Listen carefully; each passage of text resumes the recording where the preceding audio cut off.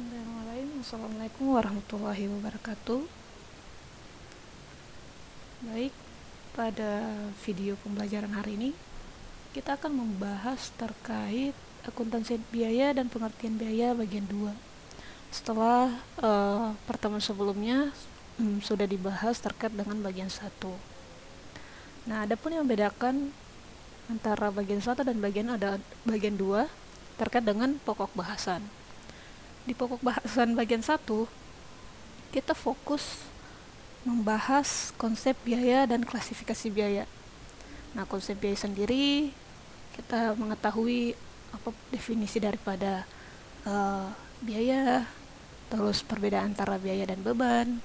Nah, singkatnya, kalau biaya itu terkait dengan kas atau equivalent kas yang dimiliki perusahaan dan dikorbankan untuk mendapatkan manfaat saat ini dan masa yang akan datang.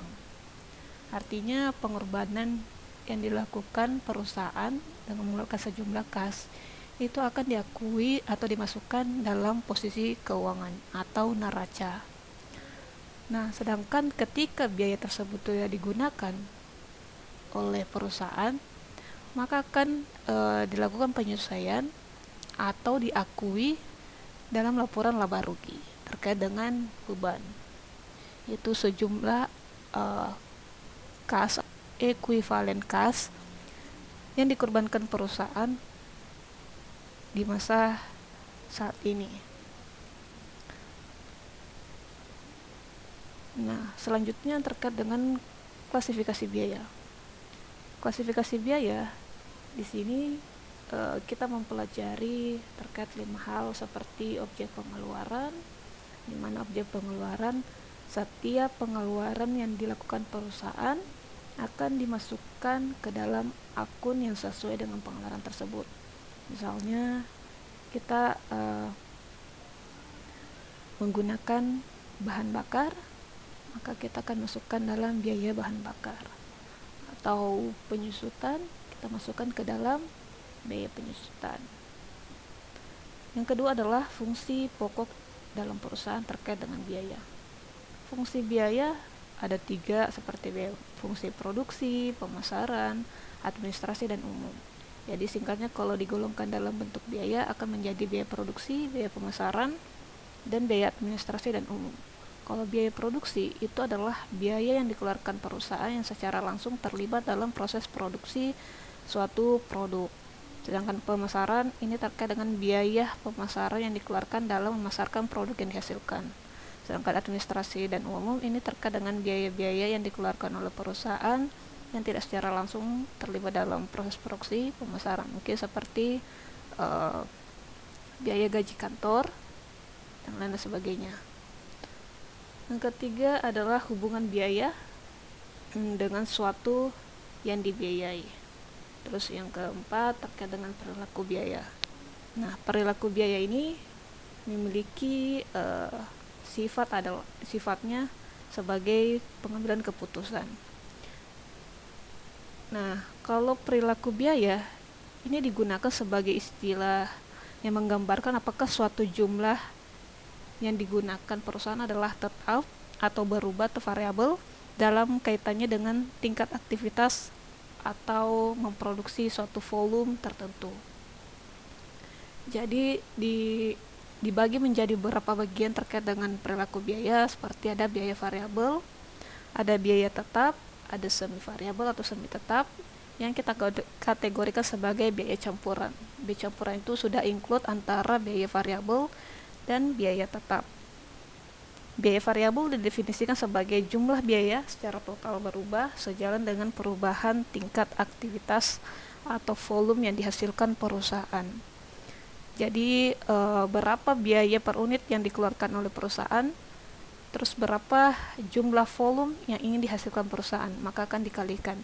Maka semakin besar jumlah volume yang ingin dihasilkan perusahaan, maka total biaya yang dikeluarkan perusahaan akan juga semakin besar. Sedangkan biaya tetap di sini adalah jumlah yang tidak berubah meskipun aktivitas bisnis bertambah atau berkurang. Sebagai contoh, penggunaan mesin pemotong kayu di perusahaan mebel. Kalau di perusahaan mebel tentunya kan menggunakan mesin. Nah, penggunaan dari mesin tersebut kita lakukan yang namanya penyesuaian ya penggunaan atau biaya depresiasi. Nah, biaya depresiasi itu akan selalu sama setiap periodenya berapapun jumlah yang dihasilkan. Misalnya dari mesin tersebut menghasilkan 1000 potong kayu, 2000 bahkan kurang daripada itu. Maka jumlah biaya depresiasi atas mesin akan selalu sama. Atau misalnya perusahaan menyewa suatu bangunan yang digunakan sebagai tempat kegiatan proses produksi. Biaya sewanya mungkin per bulan atau per tahun akan selalu sama, meskipun jumlah volume yang dihasilkan itu bertambah atau berkurang. Terus yang ketiga terkait dengan biaya campuran. Nah, biaya campuran ini saya katakan tadi yang memiliki karakteristik antara biaya tetap dan biaya variabel. Sebagai contoh, ketika perusahaan mengeluarkan biaya tetap atas gaji marketing. Nah, biasa perusahaan menetapkan target minimal atau maksimal dia menjual 50 piece atas mebel yang dihasilkan, entah itu kursi, meja, atau satu set dan lain-lain sebagainya. Ketika marketing tersebut mencapai target, dia akan diberikan komisi penjualan. Ketika kurang, perusahaan tidak akan memberikan suatu reward atas penjualannya karena sebelum melewati batas maksimum penjualan yang ditargetkan perusahaan. Jadi ketika kurang penjualannya dikurang daripada 50 atau sampai 50, maka gaji yang diberikan akan tetap setiap bulannya, misalnya 10 juta. Terus ketika marketing tersebut melewati target yang diberikan perusahaan, setiap satu piece yang dia jual akan diberikan komisi penjualan, misal 100.000. Maka biaya campuran di sini terkait dengan gaji tetap marketing dan komisi marketing. Misalnya 10 juta gajinya, terus dia menjual 2 pieces tambahan melebihi target, maka mendapatkan 200.000. Seperti itu. Oke, mari kita bahas terkait dengan bagian kedua, metode pengumpulan biaya serta metode penentuan harga pokok. Namun sebelumnya sedikit membahas ulang terkait dengan akuntansi keuangan dan akuntansi manajemen. Nah, akuntansi keuangan dan akuntansi manajemen ini juga berkaitan juga dengan akuntansi biaya. Yang dimana kalau akuntansi keuangan dan akuntansi biaya ini memiliki satu sistem yang sama, walaupun bentuk pelaporan biaya akuntansi biaya tidak memiliki standar yang baku, sedangkan kalau akuntansi keuangan memiliki standar yang baku seperti mungkin PSAK, IFRS dan lain sebagainya. Akuntansi biaya merupakan bagian dari akuntansi keuangan dan akuntansi manajemen.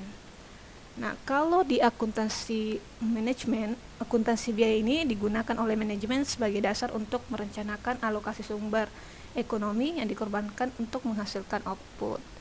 Di sini juga membantu manajemen dalam mempertimbangkan harga setiap produk yang dihasilkan, mungkin biaya per unitnya, dan membandingkan dengan input yang digunakan oleh perusahaan. Yang kedua, akuntansi secara garis besar dapat dibagi menjadi dua tipe, tentunya akuntansi keuangan dan akuntansi manajemen. Nah, kalau akuntansi keuangan yang menggunakan data laporannya adalah atau pelaporan keuangannya adalah pihak eksternal dan internal.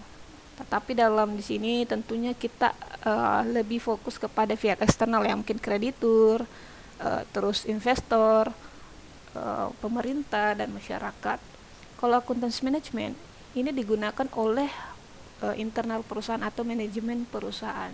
Ya, seperti tadi mungkin digunakan sebagai dasar perencanaan, dia membuat sebagai perencanaan, pengendalian, terus evaluasi sampai kepada pengambilan keputusan. Terus yang ketiga, akuntansi keuangan dan akuntansi manajemen memiliki dua kesamaan. Yang pertama, merupakan sistem pengolah informasi yang menghasilkan informasi keuangan. Kedua, berfungsi sebagai penyedia informasi keuangan yang bermanfaat bagi seseorang untuk pengambilan keputusan. Selanjutnya kita masuk kepada pengertian akuntansi biaya. Akuntansi biaya, proses pencatatan, penggolongan, peringkasan, dan penyajian biaya, pembuatan dan penjualan produk atau jasa dengan cara-cara tertentu, serta penafsiran terhadapnya. Objek kegiatan akuntansi biaya adalah biaya. Ya, misalnya objek biayanya adalah membeli kendaraan. Ya, tentunya kita akan mencatat pembelian atas biaya tersebut adalah mobil atau biaya pembelian mobil. Maka yang dilaporkan dalam posisi keuangan. Nah, setiap tahunnya akan dilakukan depresiasi atas penggunaan mobil tersebut. Perhitungan atas depresiasi ini tergantung dari bentuk metode yang digunakan, entah garis lurus, saldo menurun, dan lain sebagainya. Lalu selanjutnya adalah perbedaan akuntansi biaya dan akuntansi keuangan. Akuntansi biaya berguna untuk menghitung biaya suatu produk yang mengandung unsur bahan baku, upah langsung, dan overhead pabrik. Yang kedua, akuntansi keuangan mengarah pada proses penyusunan laporan keuangan yang diberikan pada pemilik perusahaan. Jadi walaupun singkatnya dalam bentuk mendapatkan informasi keuangan, antara akuntansi biaya dan akuntansi keuangan masih memiliki satu sistem yang sama. Karena dalam pelaporan keuangan di akuntansi keuangan, dasar penyusunan laba ruginya itu berdasarkan akuntansi biaya.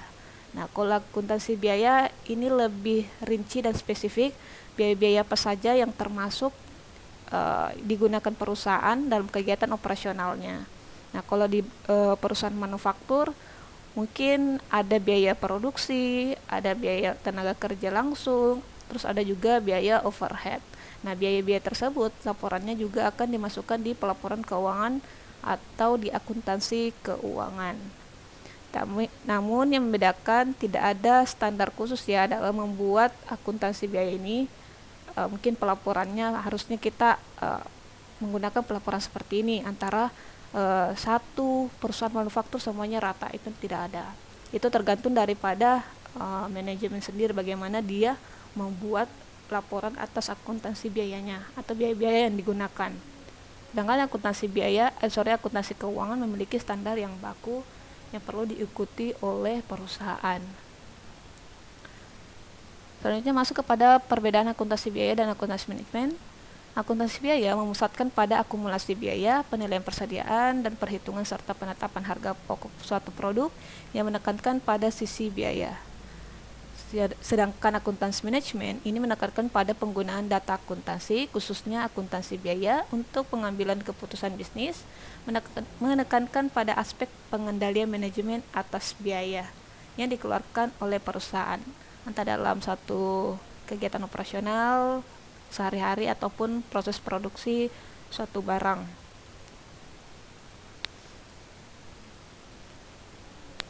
Oke, masuk ke materi metode pengumpulan biaya produksi. Dalam pembuatan produk terdapat dua kelompok biaya. Yang pertama, biaya produksi dan biaya non-produksi. Biaya produksi ini merupakan biaya-biaya yang dikeluarkan dalam pengelolaan bahan baku menjadi produk. Terus yang kedua, biaya non-produksi merupakan biaya-biaya yang dikeluarkan untuk kegiatan non-produksi seperti kegiatan pemasaran dan kegiatan administrasi dan umum. Singkatnya, kalau biaya produksi adalah biaya yang dikeluarkan oleh perusahaan yang secara langsung terlibat dalam proses produksi, seperti biaya bahan baku, biaya tenaga kerja langsung, maupun biaya overhead. Terus biaya non produksi di sini mungkin biaya pemasaran, artinya kegiatan marketing atau pemasaran yang dilakukan oleh perusahaan dalam memasarkan produknya. Entah masuk kegiatan gaji marketing, komisi, pembuatan iklan, dan lain sebagainya. Sedangkan kegiatan administrasi umum mungkin seperti penggunaan alat-alat kantor, kertas, dan lain sebagainya. Metode pengumpulan biaya produksi itu juga ada dua. Sebenarnya materi ini terkait dengan harga pokok pesanan dan harga pokok proses dari metode pengumpulan biaya produksi akan dibahas di chapter selanjutnya. Teman, kali ini kita akan bahas secara singkat apa sih harga pokok pesanan dan harga pokok proses terkait dengan pengumpulan biaya produksi. Yang pertama, metode harga pokok pesanan atau job order cost method. Metode harga pokok pesanan di sini adalah biaya-biaya produksi yang dikumpulkan untuk pesanan tertentu dan kos produksi persatuan yang dihasilkan untuk memenuhi pesanan tersebut dihitung dengan cara membagi total biaya produksi dengan satuan produk dalam pesanan. Contoh dalam penggunaan metode pengumpulan biaya produksi dengan metode harga pokok pesanan adalah perusahaan percetakan. Ya, tentunya perusahaan akan membuat misalnya satu brosur berdasarkan pesanan yang dilakukan oleh konsumennya. Terus perusahaan mebel, ya, biasanya juga tergantung perusahaan, karena jangan sampai dia memproduksi banyak produk mebel tapi kurang laku, karena mungkin seiring perkembangan zaman juga model-model yang diinginkan itu sudah berbeda-beda dari konsumen. Jadi juga menghemat bahan baku dan tidak boros dalam menggunakan bahan baku mebel itu, terutama kayu. Terus seperti juga perusahaan dok kapal. Yang kedua adalah metode harga pokok proses cost method. Ini merupakan biaya-biaya produksi dikumpulkan untuk periode tertentu dan kos produksi persatuan produk yang dihasilkan dalam periode tersebut dihitung dengan cara membagi total biaya produksi untuk periode tersebut dengan jumlah satuan produk yang dihasilkan dalam periode bersangkutan. Nah, di sini lebih kepada perusahaan berproduksi untuk memenuhi persediaan di gudang. Sebagai contoh, perusahaan semen, pupuk, makanan ternak, bumbu masak, dan tekstil, dan lain sebagainya. Selanjutnya, metode penentuan biaya produksi. Metode penentuan biaya produksi adalah cara memperhitungkan unsur-unsur biaya ke dalam biaya produksi. Nah, ada dua bentuk. Yang pertama adalah full costing. Jadi kita menjumlah seluruh full costing,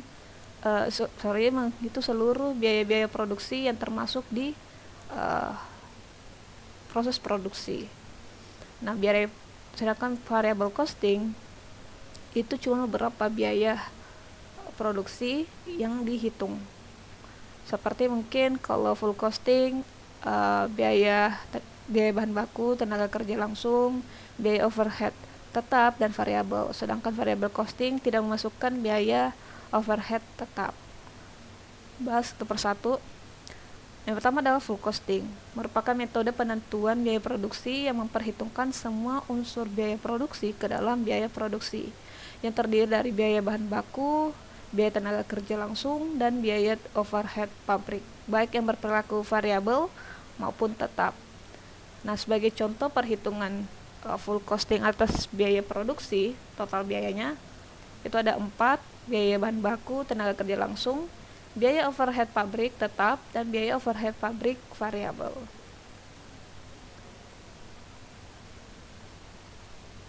Nah, ini adalah contoh perhitungan total harga pokok produk. Nah, total harga pokok produk ini terdiri dari harga pokok produksi. Nah, ini adalah perhitungan yang diperoleh dari biaya bahan baku, biaya tenaga kerja, dan BOP tetap serta BOP variabel. Namun di perhitungan harga pokok produksi ada dua bentuk cost atau biaya.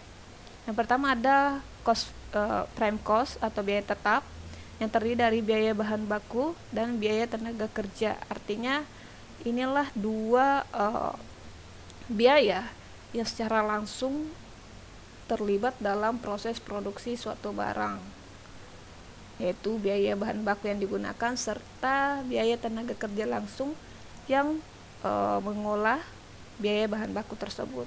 Terus ada biaya konversi. Nah, biaya konversi ini terdiri dari biaya tenaga kerja langsung, biaya overhead tetap, dan biaya overhead variabel. Nah, biaya overhead di sini terkait penggunaan listrik, gaji supervisor,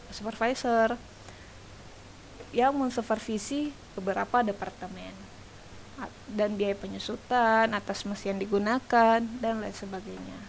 Total keempat biaya tersebut akan diperoleh harga pokok produksi. Nah, harga pokok produksi ini juga ditambah dengan biaya komersial. Ini terkait dengan biaya administrasi dan umum, biaya pemasaran. Nah, ketiga total ini akan menjadi total harga pokok produk. Selanjutnya variable costing. Ini merupakan metode penentuan biaya produksi yang hanya memperhitungkan biaya produksi yang berperilaku variabel ke dalam biaya produksi, yang terdiri dari biaya bahan baku, biaya tenaga kerja langsung, dan biaya overhead pabrik variabel. Berikut contoh rumus perhitungannya yang terdiri dari 3 bentuk biaya: bahan baku, tenaga kerja langsung, dan overhead variabel. Kalau dari gambaran ini nanti dibedakan antara biaya komersil yang tadi yang kita gunakan biaya administrasi umum dan biaya pemasaran menjadi biaya periode. Jadi yang mana BOP tetap, biaya administrasi umum tetap, dan biaya pemasaran tetap itu menjadi biaya periode. Artinya biaya yang setiap periodenya selalu ada dan muncul dikeluarkan oleh perusahaan. Nah, sedangkan harga pokok produksi variabel didapatkan dari perhitungan biaya bahan baku, biaya tenaga kerja langsung, dan biaya overhead variabel. Terus ditambah dengan biaya administrasi dan umum variabel, artinya biaya-biaya yang dikeluarkan oleh perusahaan yang tidak selalu muncul ya, tergantung daripada bentuk kegiatan untuk menghasilkan produksi perusahaan. Terus ada biaya pemasaran variabel, mungkin seperti kita membutuhkan tim marketing khusus untuk satu periode. Nah, dalam periode itu disebut biaya pemasaran variabel yang tidak selalu ada yang dikeluarkan oleh perusahaan. Maka total harga atau biaya-biaya ini akan menjadi total harga pokok produk. Selanjutnya kita membandingkan laporan laba rugi perusahaan dagang dan perusahaan manufaktur. Jadi umumnya setiap perusahaan juga selalu memiliki bentuk akuntansi biaya yang berbeda-beda. Kalau di perusahaan manufaktur, dia memiliki perhitungan biayanya sedikit kompleks karena mereka memproduksi suatu barang sampai pada penjualannya. Nah, produksi di sini dia mengolah dari bahan mentah menjadi bahan jadi. Jadi membutuhkan suatu mungkin estimasi biaya dan perhitungan biaya yang lebih kompleks karena banyak sekali bentuk atau jenis-jenis biaya yang terlibat dalam proses produksi satu barang atau produksi perusahaan manufaktur tersebut. Misalnya perusahaan manufaktur semen, perusahaan makanan, perusahaan mebel, dan lain-lain sebagainya. Sehingga di pelaporan keuangannya juga itu akan berbeda.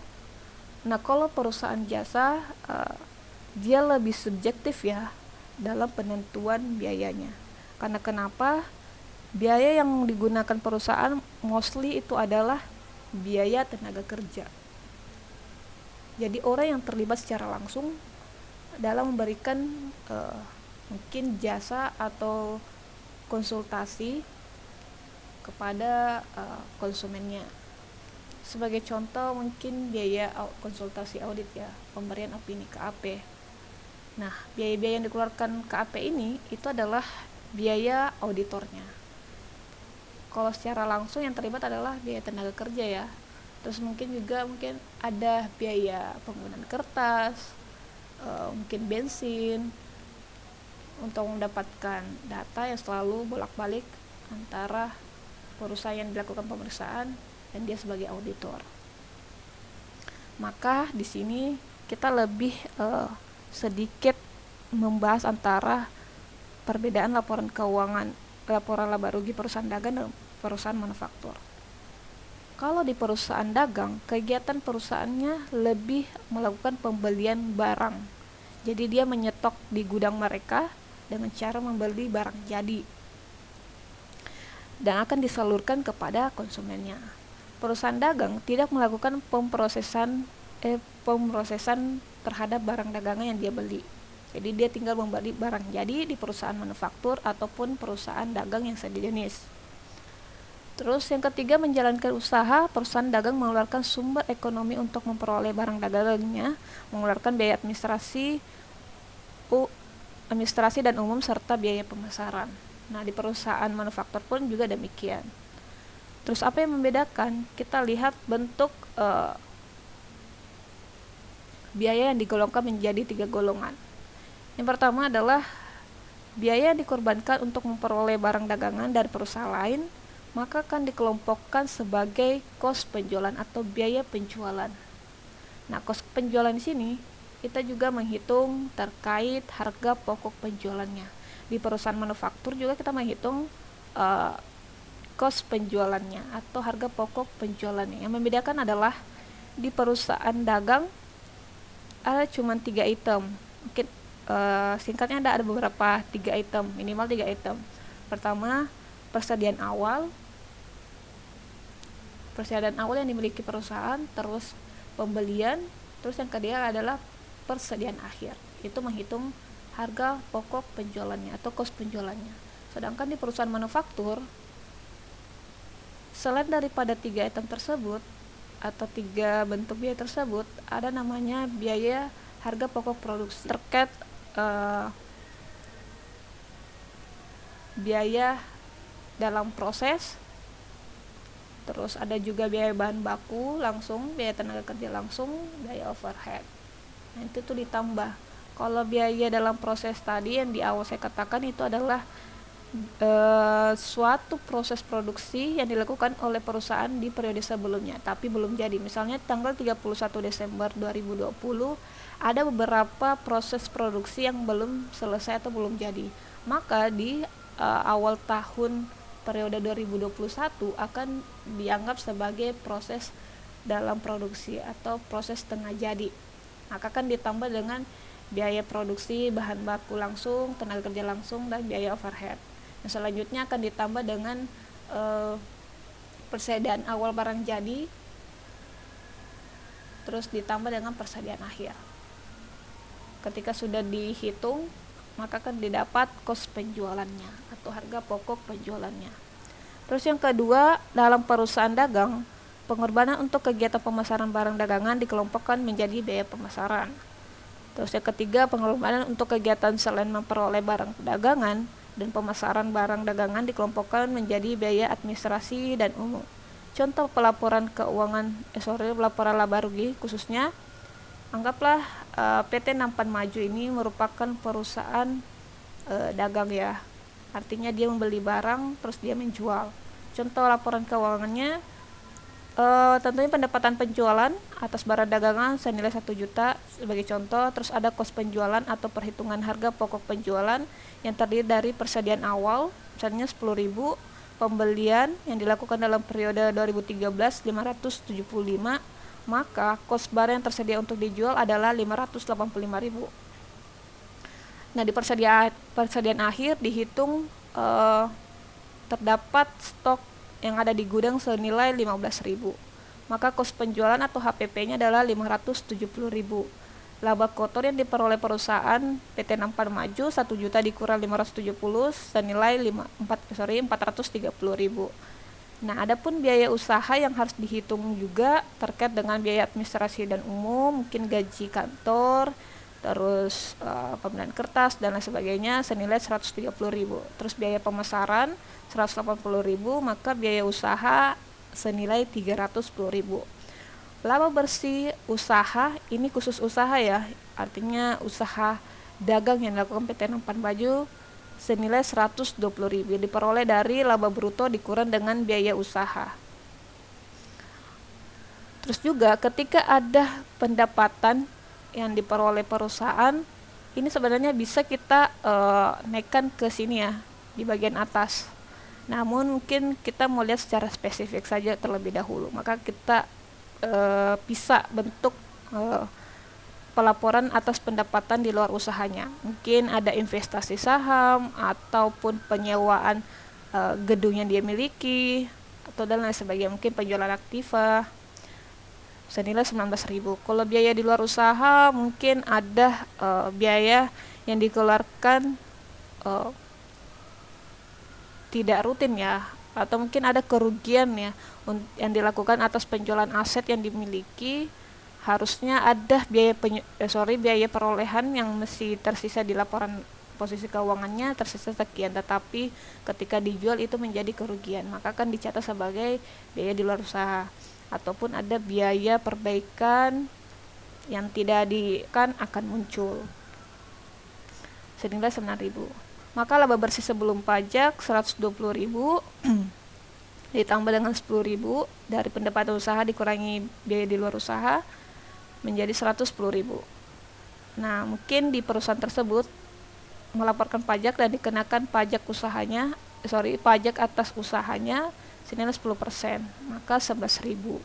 Nah, laba bersih setelah pajak atau earning after tax itu adalah 99.000. Selanjutnya kita bahas terkait perusahaan manufaktur. Kegiatan perusahaan manufaktur terdiri dari pengolahan bahan baku menjadi produk jadi. Pengolahan bahan baku memerlukan pengorbanan sumber ekonomi seperti pengorbanan bahan baku, jasa tenaga kerja, dan jasa fasilitas. Terus ada juga untuk memasarkan produk jadi yang dihasilkan, maka memerlukan pengorbanan sumber ekonomi. Nah, pengorbanan sumber ekonomi digolongkan menjadi disajikan dalam laporan keuangan dan dikelompokkan menjadi 3 golongan, hampir sama dengan perusahaan dagang yang tadi saya singgung. Cuma yang membedakan adalah biaya produksi di sini. Kalau di perusahaan manufaktur dikenal atau ada biaya produksinya, karena mereka mulai dari awal mengolah bahan baku tersebut menjadi barang jadi ya. Nah, pengorbanan untuk kegiatan pemasaran produk jadi dikelompokkan menjadi biaya pemasaran. Pengorbanan untuk selain produksi dan pemasaran dikelompokkan menjadi biaya administrasi dan umum. Contoh pelaporan laba rugi suatu perusahaan manufaktur. Di sini kalian bisa lihat, kita lihat bentuk pengumpulan biayanya dalam menggunakan full costing. Artinya di sini full costing di cost produksi atau biaya produksi, biaya overhead pabrik ini sudah include antara biaya overhead pabrik tetap dan variabel. Oke, kita bahas dari atas. Anggaplah pendapatan penjualan 1 juta. Terus ada kos penjualan. Kos penjualan di sini kita mau menghitung harga pokok penjualan ya. Harga pokok penjualan sekali lagi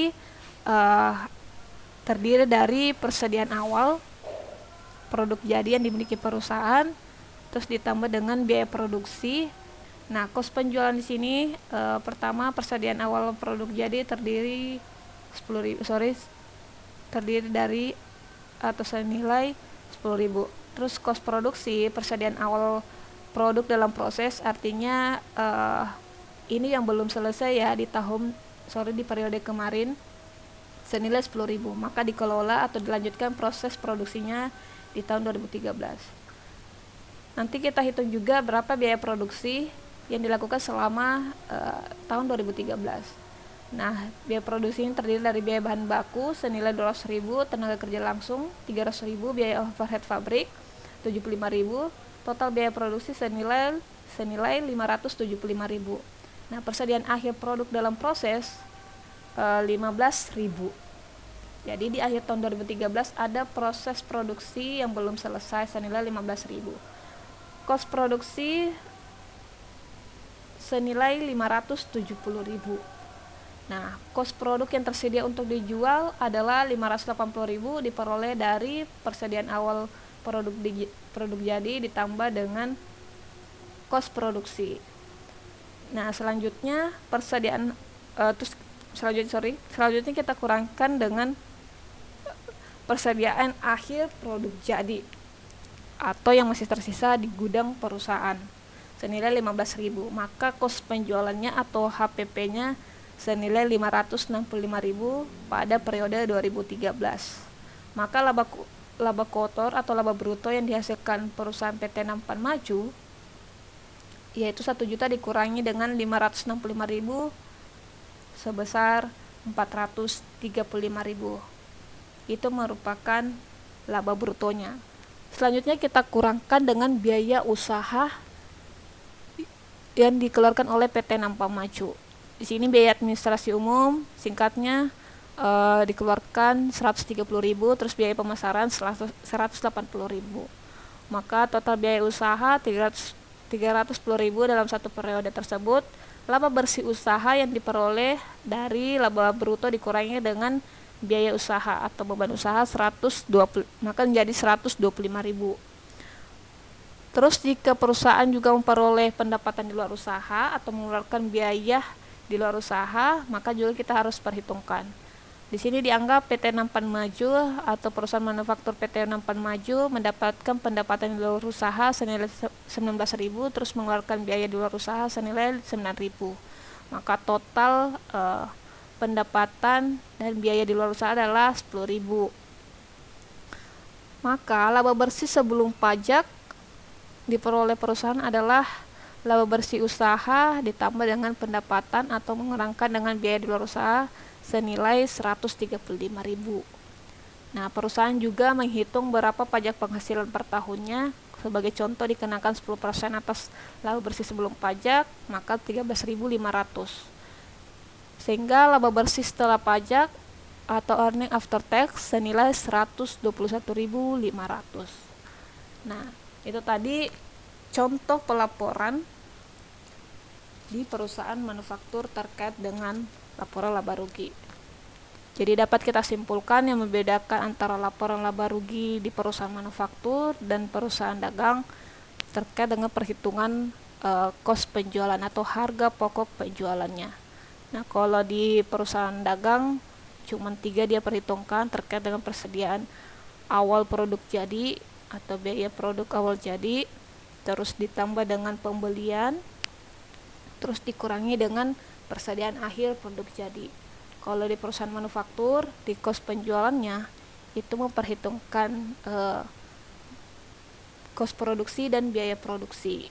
Jadi kos penjualan ada dihitung persediaan awal produk jadi, terus ditambah nanti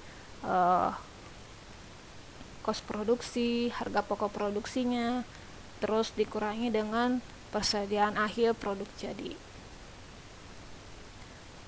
Baik, sekian materi atau pembahasan materi pada hari ini.